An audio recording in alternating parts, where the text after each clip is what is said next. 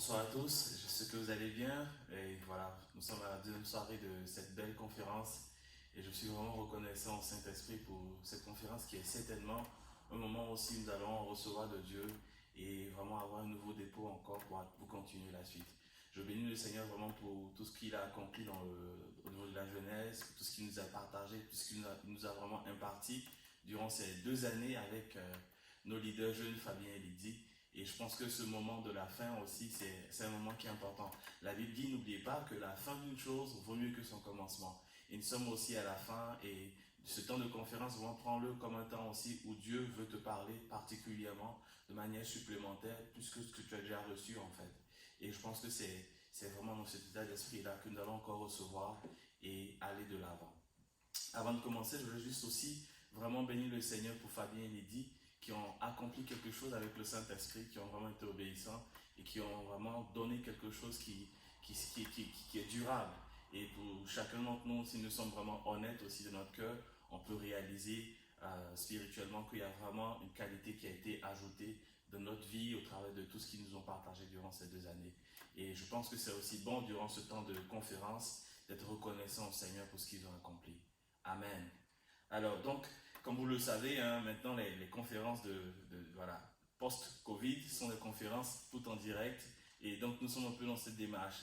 Donc, peu importe là où tu te trouves pendant que tu regardes cette vidéo, vraiment sois concentré et ne te laisse pas distraire. Prends un temps vraiment à part dans un endroit calme pour pouvoir suivre chaque moment de cette conférence. Je vais simplement prier pour recommander ce moment et nous allons commencer. Saint-Esprit, vraiment, je bénis ton nom pour ta grâce, pour ta présence. Merci vraiment pour ce temps de partage. Merci aussi, Seigneur, pour ce temps où tu veux nous donner vraiment une direction, une parole. Je prie vraiment pour toutes les personnes qui écoutent cette conférence depuis, Seigneur, celle d'hier et pour les autres jours également et aussi aujourd'hui. Seigneur, vraiment, donne à chacun de pouvoir recevoir. Seigneur, pour aujourd'hui, je prie, vraiment, utilise ma bouche simplement, Seigneur, par ta grâce. Ou Seigneur, vraiment, chaque mot qui sera donné et que cela puisse apporter la vie qui vient de toi, Seigneur. Que cela puisse apporter aussi, Seigneur, une révélation, une orientation, une réponse à quelqu'un. Dans le nom de Jésus, à toi la gloire. Amen. Amen.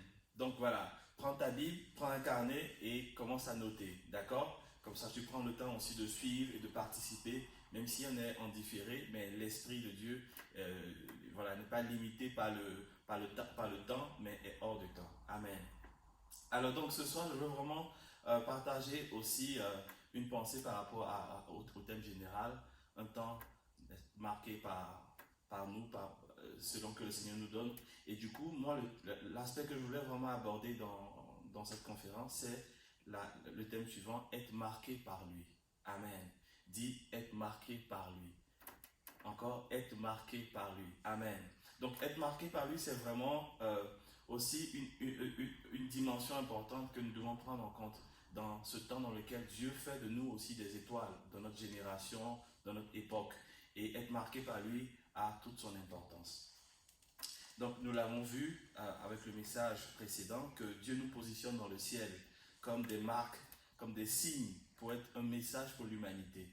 Et dans la Bible, en fait, il y a plusieurs références à la notion de marque. Et parfois, il y a des marques négatives, il y a des marques positives, etc., etc. Mais ce que j'ai remarqué dans la Bible, c'est que généralement, concernant Dieu et concernant ses enfants, il y a deux types de marques, en fait, où il y a deux occurrences, où il y a deux orientations de la notion de marque dans la Bible par rapport à Dieu et à ses enfants. Il y a cette marque qui permet à Dieu de démarquer ses enfants pour les protéger d'un jugement. Ça, c'est la première marque. Et il y a aussi une autre marque qui les permet aussi simplement de confirmer l'identité de ses enfants. Et donc ça, c'est un point aussi important. Donc ces deux marques-là, on va les retrouver, par exemple, dans le livre d'Ézéchiel 9, Apocalypse 19. On n'aura pas le temps de les lire, mais vous pourrez après vérifier. Et dans ces deux textes, par exemple, on voit que Dieu marque ses enfants, mais en vue de les protéger, en vue, n'est-ce pas, que ces derniers soient épargnés d'un jugement. Donc ça, c'est une marque aussi. Donc, être marqué par lui, et ça, c'est la marque qui protège par rapport au jugement, la marque qui nous évite, en tout cas, qui nous met hors de portée d'un jugement quelconque, en fait, qui se passe sur la terre. Et donc ça, c'est un point important. Et mais ce soir, comme nous n'avons pas suffisamment de temps, on ne peut pas aborder vraiment être marqué par lui dans toute sa dimension. Amen. Donc cette partie-là, je vous laisse vous-même creuser cet aspect. Mais je vais vraiment aborder la deuxième dimension de la marque aussi, c'est qu'on va retrouver un type de marque dans lequel Dieu va marquer ses enfants par rapport à leur identité. Amen. Dis avec moi, identité. Et la marque par rapport à l'identité, on va la retrouver vraiment aussi dans le livre de Éphésiens. Dans le livre de Éphésiens, le chapitre 1 au chapitre 4, et aussi dans plusieurs textes aussi dans le Nouveau Testament. Et cette marque-là, c'est une marque qui concerne l'identité. Donc, ce n'est pas une marque systématiquement qui est liée au jugement. Amen. Et en lien avec notre thème qui parle des étoiles que nous sommes, la Bible dit dans Job 9,7, il commande au soleil et le soleil ne paraît pas, il met un sceau sur les étoiles. Aussi dans le psaume 147, verset 4, il dit, il compte le nombre des étoiles, il leur donne à toutes des noms. Amen. Donc vous voyez que effectivement, on va retrouver la notion d'identité par rapport aussi aux étoiles. Dieu met des sceaux sur les étoiles, Dieu marque les étoiles et Dieu donne des noms aussi. Amen. Donc, vraiment, ce soir, je veux vraiment partager avec vous cette idée-là, simplement, selon laquelle Dieu nous marque, mais nous marque une marque qui concerne notre identité. Une marque qui concerne notre identité, et cette identité-là qui va nous permettre davantage de jouer notre rôle, de jouer vraiment ce rôle d'étoile pour briller suffisamment. Amen.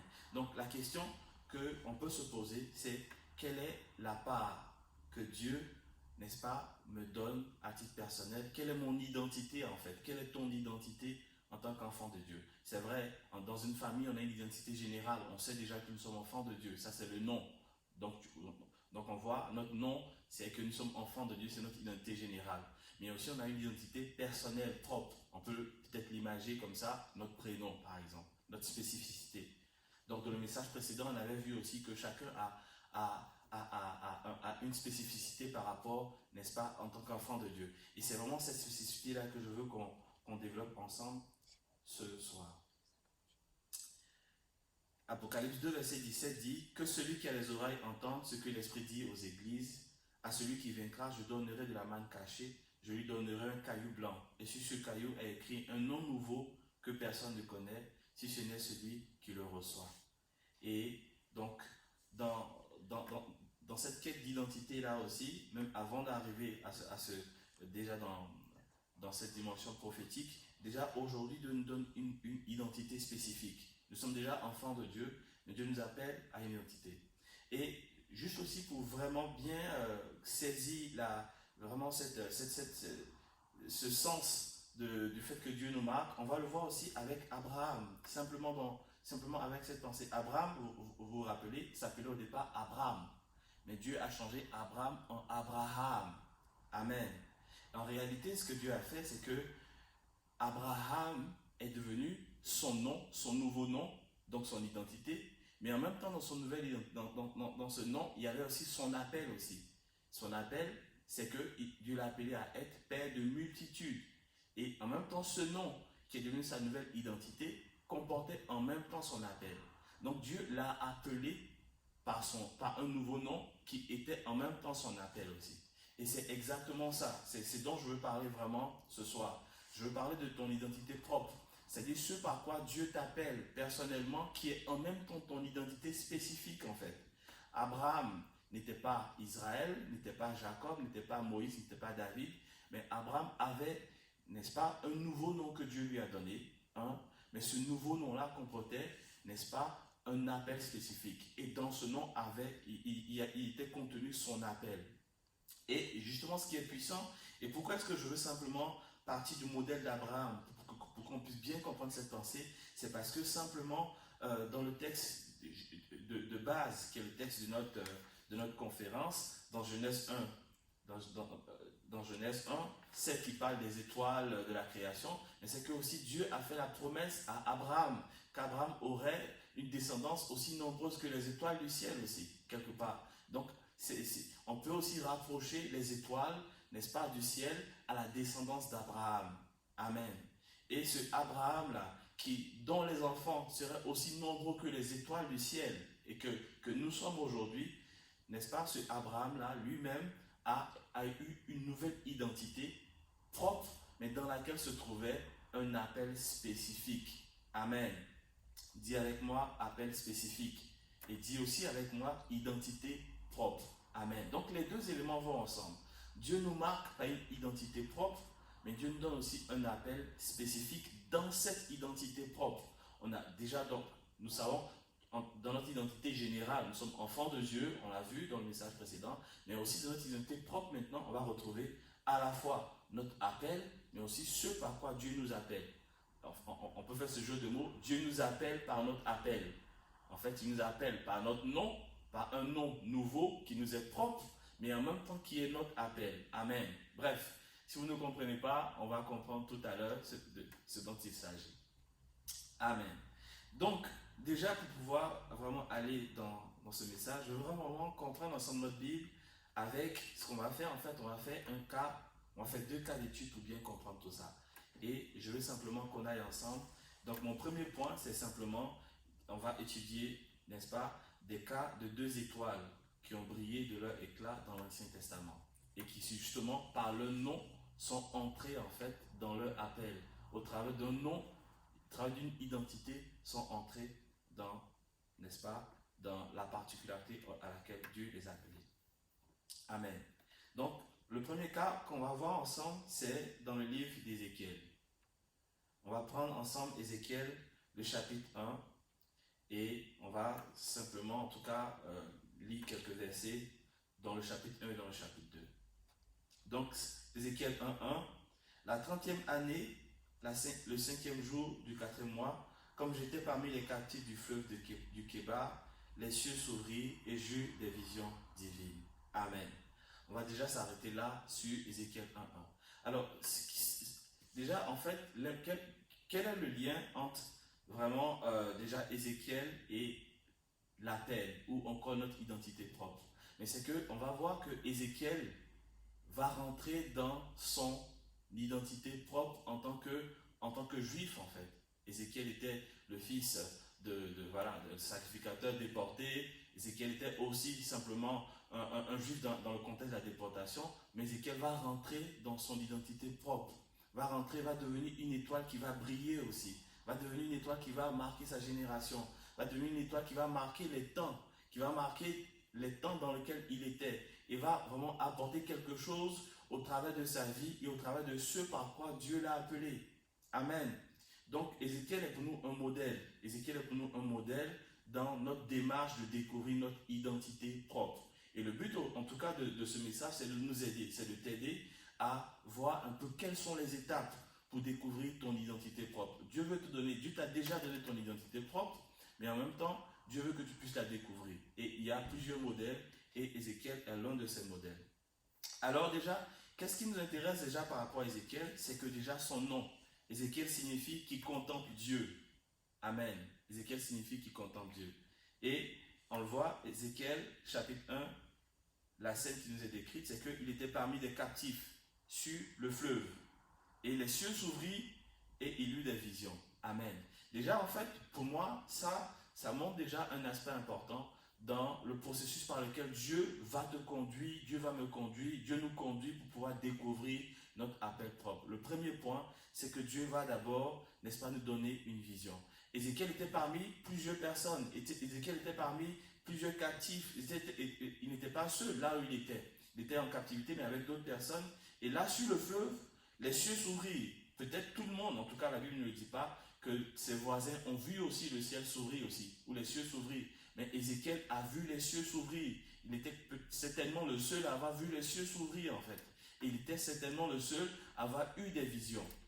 Aujourd'hui, certainement, on se retrouve au sein de la jeunesse, au sein de l'église, mais en général, dans ton travail, en général, dans ta famille, tu es peut-être le seul à qui Dieu est en train de donner des visions.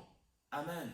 Les cieux sont ouverts sur ta vie, les cieux sont ouverts dans ton entourage, les cieux sont ouverts. Dieu ouvre le ciel dans l'environnement où tu es, qui semble être un environnement normal. Pendant que tout le monde est assis, pendant que tout le monde travaille, pendant que tu es chez toi à la maison, pendant que tu es au culte, Peu importe l'endroit où tu es avec tout le monde, mais Dieu ouvre les cieux pour toi. Amen. Et ça, c'est aussi une étape pour pouvoir découvrir ton appel. Et pourquoi est-ce que, et on peut se dire, c'est injuste. Comment ça se fait que les cieux s'ouvrent et que c'est que Ézéchiel qui a des visions? Dieu est injuste. Dieu n'est pas juste. On est tous dans l'église, mais c'est que Ézéchiel qui a des visions. On est tous dans le même quartier, on est tous dans le même boulot, mais c'est que Ézéchiel qui a des visions. On est tous en captivité, mais c'est que Ézéchiel qui a des visions. Qu'est-ce qui explique que Ézéchiel, c'est lui qui a eu ses visions pendant que les cieux se sont ouverts? Et en même temps, ce qui est au centre, ce qu'on aussi peut-être, voilà, le constat c'est que les cieux ne se sont pas seulement ouverts que sur Ézéchiel, que sur sa tête seulement. Les cieux sont au-dessus de tout le monde. Donc tout le monde avait accès à ce qui se passait en fait. Tout le monde a accès à ce qui est en train de se passer maintenant. Tout le monde a accès pendant que la conférence passe, ce que Dieu est en train de faire maintenant. Tout le monde a eu accès aussi pendant toutes ces 2 années, ce que Dieu était en train de faire dans la jeunesse. Tout le monde a accès à ce que Dieu fait dans l'église, à ce que Dieu fait dans le monde. Tout le monde a accès à ces choses. Mais tout le monde n'aura pas les visions. Amen. Et donc, mon premier point avec Ézéchiel, c'est Dieu a ouvert le ciel déjà. On a vu quand Jésus est passé par les eaux du baptême, et la Bible dit que le ciel s'est déchiré. Notre pasteur enseigne beaucoup dessus. Le ciel s'est déchiré et Dieu a fait entendre sa voix. Et depuis ce temps, le ciel est ouvert et les anges montent et descendent sur le Fils de l'homme. Certes, il est remonté au ciel, mais toujours le passage est ouvert. Donc le ciel est ouvert et Dieu fait des choses. Et Dieu se manifeste. Mais qui sont ceux qui ont des visions? Est-ce que tu es un Ézéchiel? Est-ce que je suis un Ézéchiel? Donc déjà, pour pouvoir, n'est-ce pas, rentrer dans notre appel, dans le modèle d'Ézéchiel, voilà le premier point déjà. Dieu est en train de faire des choses. Tout le monde est en captivité, le ciel s'est déchiré, le ciel est ouvert, mais Ézéchiel a des visions. Donc, on peut se demander pourquoi est-ce que c'est Ézéchiel qui a des visions? Est-ce que Dieu est injuste? Rapidement, Dieu n'est pas injuste, mais simplement, Ézéchiel, son nom signifie qu'il contemple Dieu. Ézéchiel avait déjà l'habitude de contempler Dieu. Donc pour Ézéchiel, c'était facile d'avoir accès. Ézéchiel était habitué. Ézéchiel était simplement une personne de l'esprit qui avait développé vraiment, il avait pour coutume de contempler Dieu en fait. Il avait pour coutume d'exercer son muscle spirituel. Donc dès que Dieu a se manifesté, Ézéchiel a capté en même temps ce que Dieu était en train de faire. Premier point pour avancer rapidement, il faut être un Ézéchiel, il faut être une personne qui contemple Dieu. Développe ta vie personnelle, développons nos vies personnelles, contemplons Dieu régulièrement jusqu'à ce qu'un jour Dieu va se manifester. Pendant que nous contemplons Dieu, Dieu va maintenant nous parler, nous aurons des visions pour la suite et pour que nous puissions rentrer dans notre appel spécifique. Amen. Et ça, c'est le premier point. Donc, et on voit aussi sur le point des visions, dans la Bible, beaucoup de personnes qui sont entrées dans leur appel ont eu des visions. Abraham, en premier lieu, a eu des visions. Jacob a eu des visions, etc., etc. Donc, la vision n'est pas quelque chose, en fait, d'exceptionnel dans ce modèle-là. Quand on veut rentrer, quand on cherche notre appel spécifique. Mais il faut déjà que nous développons l'attitude Ézéchiel, l'attitude de la contemplation, l'attitude des personnes qui sont portées vers les choses de l'esprit régulièrement jusqu'à ce que le jour que Dieu a décidé que nous puissions maintenant avoir des visions. Deuxième point, Ézéchiel 2, 9 à 10. Dieu dit à Ézéchiel, et toi, fils de l'homme, écoute ce que je vais te dire, ne sois pas rebelle comme cette famille de rebelles, ouvre ta bouche et mange ce que je te donnerai. Je regardai et voici, une main était étendue vers moi et elle tenait un livre en rouleau. Il le déploya devant moi et il était écrit en dedans et en dehors des lamentations, des plaintes et des gémissements, il était écrit. Amen. Cette deuxième étape qu'on va retrouver dans Ézéchiel 2, 9 à 10, simplement, Dieu lui a montré plusieurs visions. Mais là, c'est la deuxième étape. Après les visions maintenant. Donc, on part de la contemplation, une attitude de contemplation. Dieu nous, à un moment donné, que Dieu décide, qui ne dépend pas de nous, d'un endroit, peu importe l'endroit, Dieu nous donne la vision. Et ensuite, qu'est-ce qui se passe? Dieu nous dit maintenant, mange le rouleau. Ça, c'est la deuxième étape qui veut dire simplement quand Dieu initie ce processus-là dans notre vie, pendant qu'on était de la contemplation, maintenant, il faut recevoir maintenant le message de Dieu. Amen. Le rouleau peut représenter simplement la Bible, le fait de manger la parole. Mais aussi, il y a un aspect aussi un peu spécifique. C'est que c'était un rouleau précis, où il y avait vraiment il y avait en fait des gémissements qui étaient écrits, des plaintes, des lamentations. Ça fait référence au message précis que Dieu était en train de donner à Ézéchiel. C'était un message spécifique, un message de lamentation, de plainte et de gémissement.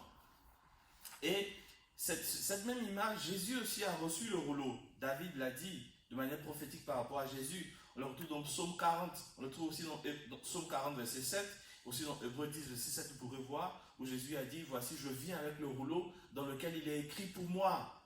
Amen. Et c'est la même chose. Il est écrit aussi pour toi des paroles aussi par rapport au rouleau. Des paroles dans lesquelles Dieu maintenant va te révéler spécifiquement à la fois qui tu es, ce que tu dois faire, etc. etc.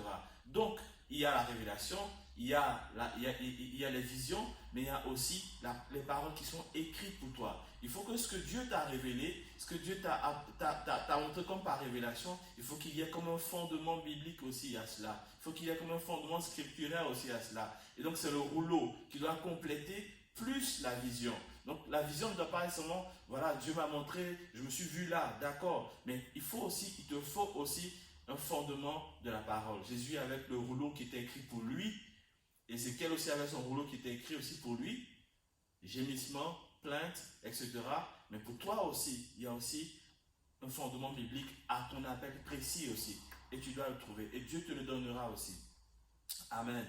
Donc ce point est vraiment important. Le troisième point avec Ézéchiel, on voit Ézéchiel 3, 14 à 17. Il dit, l'Esprit m'enleva et m'emporta, j'allais irrité et furieux, et la main de l'Éternel agissait sur moi avec puissance. J'arrivais à Tel Abib, vers les exilés qui demeuraient près du fleuve du Kébar, et dans le lieu où ils se trouvaient. Là, je restais 7 jours, stupéfait au milieu d'eux. Au bout de 7 jours, la parole de l'Éternel me fut adressée en ces mots. Fils de l'homme, je t'établis comme sentinelle sur la maison d'Israël. Tu écouteras la parole qui sortira de ma bouche et tu les avertiras de ma part. Amen. En fait, dans cette première partie, Ézéchiel 3, 14 à 17, ce qu'on voit ici, c'est que maintenant, Ézéchiel est toujours dans le mouvement du Saint-Esprit. Et à un moment donné, le Saint-Esprit l'enlève, il le pose quelque part en fait. Et à ce moment-là, Ézéchiel reste là pendant 7 jours. Amen. Ça, c'est la dimension où c'est l'étape de l'attente. D'abord, tu as reçu la vision de Dieu, tu as reçu la parole de Dieu, le fondement scripturel. Et même si tu as eu des manifestations du surnaturel, tu n'es pas encore comme totalement habilité à exercer en fait quelque chose. Il te faut une attente. Il a attendu pendant 7 jours, Dieu ne lui a rien dit. Et après 7 jours, après comme un moment où il a maturé aussi dans l'atmosphère de la présence de Dieu, dans la volonté de Dieu, etc. Après ces 7 jours-là, Dieu maintenant a envoyé la parole. Et Dieu lui a dit, fils de l'homme, je t'établis l'établissement. Dieu a établi Ézéchiel. Et l'établissement, les 7 jours, ça ne veut pas forcément dire que tu vas attendre 7 jours. Mais ça veut dire quoi? Ça veut dire que pendant que tu étais déjà dans la contemplation, Dieu t'a donné la vision. Ensuite, tu as reçu la parole. Mais après, il faut aussi prendre un temps aussi. Un temps pour être dans la présence de Dieu jusqu'à ce que Dieu t'établisse. Jusqu'à ce que Dieu vraiment te donne vraiment quelque chose que personne ne pourra t'ôter en fait. Et que tu pourras justement déclarer en face. C'est ce qui va te donner vraiment de la solidité extérieure aussi, quand tu vas commencer à exercer. Et Dieu dit, je t'établis comme sentinelle sur la maison d'Israël. Tu écouteras la parole qui sortira de ma bouche et tu les avertiras de ma part. Amen. Donc vraiment, sur ce point par rapport au modèle d'Ézéchiel rapidement, on voit que l'attente de la présence de Dieu a été comme la dernière étape pour que Dieu établisse Ézéchiel. Paul aussi, dans le Nouveau Testament, Paul a un peu suivi aussi quelque part ce modèle. Paul a reçu la vision de Dieu, Paul a pris le temps avec la parole et Paul aussi a été établi. Et Paul après, quand il est retourné voir les anciens qui étaient déjà là, quand il est retourné voir dans Galates 2, 7 et 8, quand il est retourné voir les anciens, les autres apôtres, mais il a parlé avec assurance parce que Dieu l'avait établi. Il avait vraiment la confirmation de son établissement en fait dans le ministère. Donc il pouvait parler avec assurance. Amen. Donc là, on voit le modèle de Ézéchiel. Rapidement, on va aller aussi dans un autre modèle, très rapidement, avec le modèle de Néhémie. Dis avec moi, Néhémie. Dans le modèle de Néhémie, on va voir une autre approche. Néhémie, chapitre 1, versets 1 à 4. On va essayer de lire rapidement. Il dit, parole de Néhémie, fils de Hakalia. Au mois de Kislev, la 20e année, comme j'étais à Suse dans la capitale, Anani, l'un de mes frères et quelques hommes arrivaient de Juda. Je les questionnais au sujet des Juifs réchappés qui étaient restés de la captivité et au sujet de Jérusalem. Il me répondit, ceux qui sont restés de la captivité sont là dans la province, au compte du malheur et de l'opprobre. Les murailles de Jérusalem sont en ruine et ses portes sont consumées par le feu. Verset 4. Lorsque j'entendis ces choses, je m'assis et je pleurais et je fus plusieurs jours dans la désolation. Je jeûnais et je priais devant le Dieu des cieux. Amen. Le modèle de Néhémie est un modèle puissant. Le modèle de Néhémie est un modèle puissant parce que tu cherches tu veux rentrer dans ton identité propre. Mais laisse-moi te dire que Dieu est un Dieu de diversité. Dieu n'est pas un... Et justement, il y a l'identité générale. Nous sommes tous enfants de Dieu, nous sommes tous des étoiles. Mais maintenant, dans l'identité particulière, Dieu a de la diversité. Et c'est pourquoi tu dois aussi être conscient que Dieu ne fonctionne pas exactement de la même manière qu'il a fonctionné avec tel ou tel. Dieu a fonctionné avec Ézéchiel d'une manière précise, mais Dieu a fonctionné avec Néhémie d'une autre manière aussi. Et tu dois être conscient que Dieu a de la diversité. Certes, tu ne peux pas regarder à ce que Dieu a fait avec l'autre pour pouvoir exactement suivre le même chemin. Tu dois trouver aussi, ou tu dois discerner la manière dans laquelle Dieu veut justement connecter avec toi et au travers de laquelle tu vas trouver ton chemin et tu vas trouver ton appel, ton nom propre, ton identité propre et vraiment le couloir dans lequel Dieu t'appelle. Et Néhémie nous donne en tout cas un autre modèle par rapport à Ézéchiel. Donc Néhémie 1, ce qui m'intéresse dans ce qui se passe ici avec Néhémie, on le voit ensemble. Déjà, Néhémie signifie console ou consolation. Néhémie signifie console ou consolation. Celui qui console, ou aussi on peut peut-être parler de consolation. Mais on voit que c'est deux noms différents. Mais dans le cœur de Néhémie, on va voir quelque chose de formidable. Déjà, le premier point, Néhémie, qu'est-ce qu'on voit dans son cœur? Il était préoccupé par les choses qui concernaient vraiment le peuple de Dieu, la maison de Dieu, le pays en fait de Dieu. Ça reprend simplement tout ce qui concerne les choses de Dieu en fait. Il était préoccupé par ça. Il était certes pas lui-même dans une situation favorable. Il était certes pas dans une situation, en tout cas, il était aussi en déportation comme Ézéchiel, mais il était aussi dans la cour du roi, il était échanson du roi, il était peut-être même dans une meilleure position par rapport aux autres socialement, parce qu'il servait le nouveau roi. Il était plus dans une position de, en tout cas il était proche de ceux qui étaient au pouvoir en fait, en quelque sorte. Mais son cœur était attaché à ce qui se passait à Jérusalem. Jérusalem qui avait été détruite, qui avait été vraiment ravagée par la déportation, etc. Et dès qu'il a eu l'opportunité, il s'est renseigné auprès de ses frères qui revenaient de Jérusalem pour savoir qu'est-ce qui se passe à Jérusalem, comment les choses vont, comment la ville se porte. Amen. Et ça c'est le premier cœur par rapport à ce modèle-là, mais c'est un cœur qui recherche vraiment l'intérêt, qui recherche vraiment à savoir comment les choses de Dieu avancent, comment les intérêts de Dieu se passent, comment le règne de Dieu, les activités, en tout cas tout ce qui concerne la maison de Dieu et vraiment des choses qui sont chères au Seigneur se portent en fait. Et donc il a pris des informations, et bien quand il a eu les informations, après la Bible dit qu'il a été triste, il a jeûné, il a prié. Il a jeûné, il a prié. Et il est resté là. Et moi ce qui m'a frappé en méditant là-dessus, c'est que je me suis rendu compte qu'il n'avait aucune garantie. Il n'était pas prophète, il n'était pas, en tout cas, a priori pas. Et il n'avait pas forcément, quand je dis aucune garantie, ça veut dire que, en fait, c'est dans une période où ils étaient comme jugés par Dieu quelque part, où Israël était comme jugé par Dieu aussi, justement la déportation, la captivité, etc.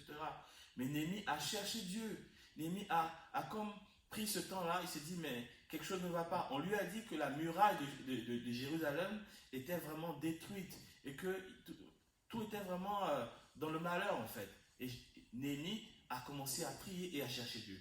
Donc ça, c'est l'attitude d'une personne qui est touchée par des causes qui blessent le cœur de Dieu et qui touchent Dieu. Et c'est aussi un autre point de départ pour trouver aussi notre identité propre, notre appel aussi. Amen.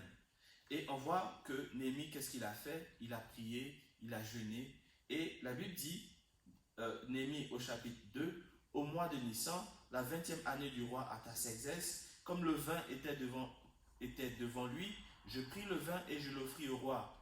Jamais je n'avais paru triste en sa présence. Le roi me dit, pourquoi as-tu mauvais visage? Alors, pour vous faire court, vous allez lire Néhémie 2, verset 1 à 7. En fait, le roi, simplement, Néhémie était, Néhémie qui servait devant le roi, il était triste. Et le roi, finalement, qui était comme l'oppresseur, mais lui a donné ce dont il avait besoin pour aller reconstruire la muraille. Et pour moi, Néhémie représente aussi l'image de quelqu'un qui répond à l'appel, mais au travers d'une cause, mais au travers aussi d'une situation qui touche le cœur de Dieu, au travers d'une situation pour laquelle il n'est pas directement le responsable. Néhémie était simplement un citoyen qui était en captivité. Il n'était pas un roi, ni un prêtre, ni un prophète. Il n'était pas en fait dans cette roi-là. Mais par contre, il a cherché Dieu, il a prié pour cette cause qui lui tenait à cœur. Et ce qui est fort dedans, c'est que Néhémie ne cherchait pas, ne poursuivait pas un but qui était centré sur sa personne. Il a pleuré, il a jeûné par rapport à quelque chose qui concernait Dieu, qui concernait le peuple de Dieu, qui concernait vraiment quelque chose qui le dépassait, la cause de Dieu. Donc Néhémie a pleuré pas pour lui-même, pas pour sa famille, mais il a pleuré pour ce qui concernait en fait les choses de Dieu. Et nous aussi, une des manières pour pouvoir trouver notre appel, pouvoir trouver notre chemin dans ce à quoi Dieu nous appelle, c'est parfois aussi par des causes. Est-ce qu'il y a une cause qui te parle? Est-ce qu'il y a peut-être des choses qui te blessent, mais qui te blessent pas parce que c'est toi, mais qui te blessent parce que tu penses aux intérêts de Dieu, parce que tu penses à quelque chose qui dévalorise Dieu. Mais ça veut dire que Dieu est en train de t'appeler au travail de cette cause-là, à pouvoir vraiment trouver ton appel et à répondre à l'appel par ce chemin. Et c'est puissant parce que Néhémie n'a pas eu de vision ouvertement, mais Néhémie a suivi cette cause, il a jeûné, et par les circonstances. Dieu n'a pas agi par des visions, mais Dieu a agi par des circonstances. Dans ce modèle, Dieu agit par des circonstances. Dieu t'ouvre des portes par les circonstances. Mais pour ça, Néhémie a payé un certain prix. Il a jeûné, il a prié, il a cherché Dieu et il ne s'est pas fié au modèle d'Ézéchiel, qui n'était lui, qui n'allait pas marcher pour lui. S'il attendait des visions, il n'aurait jamais eu de vision. Il n'aurait jamais eu, en tout cas, c'est pas comme ça que Dieu a agi dans son cas. Donc le modèle de Néhémie est un autre modèle par lequel on peut répondre à l'appel. Et ce qui est puissant dans ces deux modèles, c'est que les deux représentent quelque chose de fort. Néhémie représente simplement, d'abord, Ézéchiel représente quoi? Ézéchiel représente quelqu'un qui répond à l'appel, mais par rapport aux 5 ministères. Dis avec moi les 5 ministères. Les 5 ministères qu'on retrouve dans Éphésiens. Là, ce sont les ministères qui sont liés à l'équipement global. Mais Néhémie représente simplement celui qui est dans l'église, mais qui va faire un service qui n'est pas dans les 5 ministères, mais ce pourquoi les 5 ministères viennent équiper. Amen. La Bible dans Éphésiens 4, verset 11 à 12, c'est lui qui a donné les uns comme apôtres, les autres comme prophètes, les autres comme évangélistes, les autres comme bergers et enseignants. Il l'a fait pour former les saints aux tâches du service en vue de l'édification du corps. Amen. Donc, Néhémie représente l'image de celui qui n'est pas dans les 5 ministères, mais qui va accomplir quelque chose pour former le corps, qui va accomplir quelque chose de grand aussi, qui va accomplir quelque chose qui n'est pas dans les 5 ministères. Mais Ézéchiel représente quelqu'un qui est appelé au ministère. Donc voilà ces deux modèles. Dans lequel te trouves-tu? Est-ce que tu es dans le modèle Ézéchiel? Est-ce que tu es appelé au ministère? Ou est-ce que tu es appelé, pas dans le ministère, mais à une tâche, à une cause qui touche le cœur de Dieu? Voilà ces deux modèles. En tout cas, les différentes étapes ne sont pas forcément strictement liées au type d'appel. Mais une chose est sûre, Dieu peut fonctionner par telle ou de telle manière. Amen. Rapidement, en 2 minutes, vraiment pour vous laisser cette pensée, je regarde ma montre pour voir encore s'il me reste encore un peu de temps. Voilà, je vois que j'ai encore 6 minutes devant moi. Donc en 2-3 minutes, je vais vraiment me laisser avec cette pensée-là. Avec ta place pour former le corps de Christ. Et ça, c'est vraiment un aspect très important. On va le retrouver rapidement dans Néhémie, le chapitre 3. En fait, ça va montrer maintenant, peu importe le chemin dans lequel tu vas te trouver, que ce soit dans le modèle du ministère des 5 ministères ou dans le ministère de Néhémie, mais les deux appartiennent à quelque chose qu'on appelle le corps de Christ, qu'on a vu dans Éphésiens 4. Et dans Néhémie 3, on va retrouver cette image déjà prophétiquement. La Bible dit dans Néhémie 3, vous allez lire, je vois à la maison, mais ça parle simplement, tout le chapitre, ça parle en fait de la reconstruction de la muraille. Amen. Et dans la construction de la muraille, on En fait, la muraille, vous imaginez les circulaires comme ça. Et dans le verset 1, par exemple, on dit, le grand prêtre Eliashib s'est levé avec ses frères, les prêtres, et ils ont reconstruit la porte des brebis. Ils l'ont consacrée et ont posé les battants de la porte. Ils ont consacré la muraille jusqu'à la tour de Méa, jusqu'à celle de Anaël. Donc ça parle en fait de la construction de la muraille. Et on voit que les prêtres ont commencé par la porte des brebis. Et si vous regardez à la fin, au verset 32 du chapitre 3, on dit les orfèvres et les marchands ont travaillé entre la chambre à l'étage qui se trouve au coin et à la porte des brebis. En fait, en gros, ce que je vous dis, c'est qu'il y a eu comme un travail circulaire. Les prêtres ont commencé, les enfants ont terminé et tout le monde s'est retrouvé à la porte des brebis, tout a été fait. Mais si vous regardez dans le chapitre 3, tout ce qui a été fait, ce qui est puissant et qui montre vraiment l'image globale du corps de Christ, c'est qu'on va retrouver sur cette muraille des personnes qui n'étaient même pas juives de nationalité. On va retrouver des étrangers, on va retrouver des moabites, on va retrouver des hommes, des femmes, des gens de plusieurs classes, des sacrificateurs, des parfumeurs, etc. Et tout ça, ça représente le corps de Christ. Mais chacun a travaillé à un niveau de la muraille. Certains ont travaillé devant leur maison, devant leur porte, devant leur chambre. D'autres ont fait des distances, 500 mètres. Ça montre aussi ta part. En tant que peut-être Néhémie, en tant que Ézéchiel, chacun a sa part. Mais chacun d'eux a travaillé un aspect de la muraille. Et l'ensemble a formé le tout. Et c'est ce que Dieu veut que nous fassions. Et c'est ce que la Bible dit dans 1 Pierre 2, 4, 5. Vous le lirez aussi chez vous simplement. Il nous a appelés pour que nous formions un édifice vivant en fait. Et c'est cette même image-là. Amen. Donc pour terminer vraiment avec cette exhortation ou ce message dans notre conférence, je veux vraiment te laisser cette pensée. Dieu a un appel précis pour toi. Dieu te marque, Dieu t'a déjà marqué, Dieu m'a déjà marqué. Mais nous devons maintenant découvrir notre appel, notre identité propre. On a vu comment on peut le découvrir. On peut le découvrir par le modèle d'Ézéchiel, en étant dans la contemplation, jusqu'à ce que Dieu nous donne une vision, une orientation, etc. Ou aussi simplement par une cause qui nous touche, qui touche le cœur de Dieu, dans laquelle on n'est pas le centre, qui n'est pas une cause pour qu'on puisse gagner quelque chose, mais dans laquelle réellement on cherche le cœur de Dieu. Et au-delà de tout ça, on retrouve aussi que tout cet ensemble forme le corps de Christ. Amen. Je veux vraiment qu'on prie.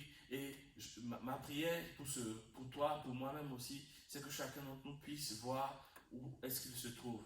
Est-ce que je suis dans la position de la contemplation? Est-ce que je suis dans la position d'un cœur de service désintéressé? Si ce n'est pas le cas, demandons à Dieu. Demande à Dieu maintenant même, Seigneur, donne-moi maintenant à me tourner vers toi, à plutôt focaliser mon attention sur toi, pour te contempler, vraiment pour avoir un cœur qui te contemple régulièrement, parce que je veux rentrer dans mon appel, je veux rentrer dans ma vraie identité, je veux avoir ce cœur de serviteur, ce cœur désintéressé qui cherche à servir Dieu et ses intérêts. Seigneur, je bénis ton nom pour ta grâce, je bénis ton nom vraiment pour ce temps dans lequel tu nous bénis par ta parole. Je prie, Saint-Esprit, que tu puisses achever tout ce que mes mots n'ont pas pu dire, tout ce que, Seigneur, les mots n'ont pas pu vraiment communiquer. Saint-Esprit, communique toi-même, Seigneur, ces choses dans le nom de Jésus et apporte vraiment la vie, Seigneur, et apporte vraiment une orientation pour toutes les personnes qui sont comme des Ézéchiel, qui sont comme parmi, Seigneur, un groupe, mais qui sont disposés à recevoir. Seigneur, on voit des visions, Seigneur, on voit des orientations, Seigneur, on voit des informations qui vont aussi vraiment attirer l'attention, qui vont toucher le cœur et qui vont pousser, susciter à la prière jusqu'à ce que l'orientation, la destinée soit ouverte dans le nom de Jésus. Merci Père pour ta grâce. Merci vraiment de ce que tu nous appelles à former l'ensemble, chacun pour sa part, que ce soit devant notre chambre, que ce soit devant notre maison, que ce soit pour 500 mètres, peu importe la distance, peu importe vraiment le niveau auquel tu nous appelles. Conduis Seigneur chacun dans le nom de Jésus. À toi la gloire, au nom de Jésus. Amen. Merci vraiment à chacun d'entre vous pour votre assiduité dans le cadre de cette conférence et que Dieu vous fortifie, que Dieu nous fortifie. Nous sommes simplement encore au premier jour, nous n'avons même pas encore fini le premier jour et Dieu est fidèle pour nous amener jusqu'à la perfection. À lui soit la gloire et bonne continuation pour cette conférence. Dieu vous bénisse. Amen.